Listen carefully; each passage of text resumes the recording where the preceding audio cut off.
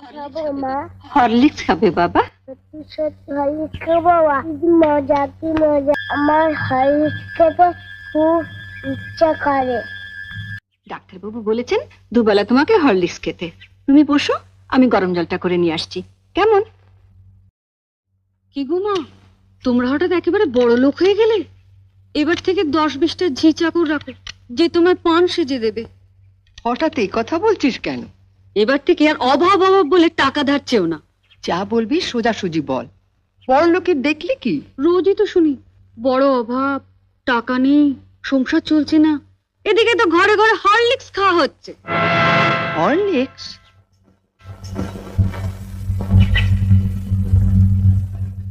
মা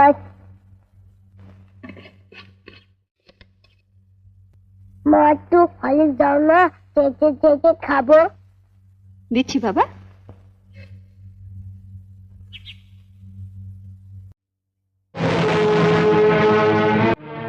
লুকিয়ে লুকিয়ে ছেলেকে হরলিক্স খাওয়ানো হচ্ছে, আর যেই না সংসার একটু বেশি টাকা দিতে বলি অমনি মুখ শুকনো করে বলা হয় কোথায় পাবো। জ্বরেও দুর্বল হয়ে পড়েছে মা, ডাক্তার ওকে হরলিক্স খেতে বলেছে, তাই ওর বাবা ধার করে। থাক, ওসব কথা অনেক শুনেছি। ধরা পড়লেই ধার করেছি। নে লতু, তুলে নে হরলিক্সটা।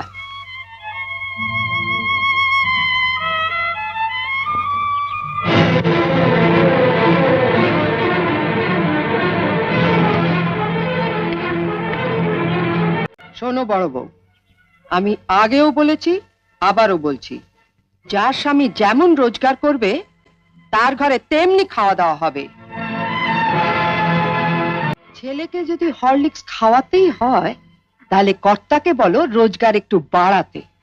নয়তো এর পরও যদি ছেলে হরলিক্স খেতে চায় তাহলে বাজার থেকে 20 পয়সা দিয়ে হরলিক্স বিস্কুট কিনে এনে দিও, কেমন?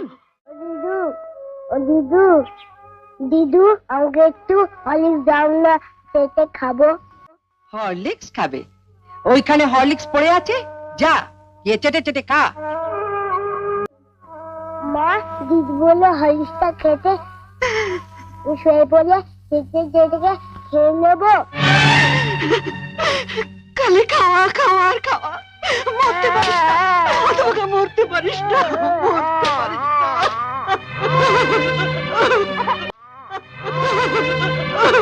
ওকে মারছো কেন? ওর কি দোষ?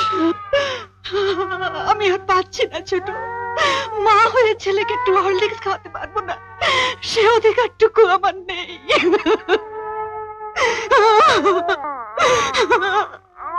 উনিও তো মা, ওনারও তো সন্তান আছে।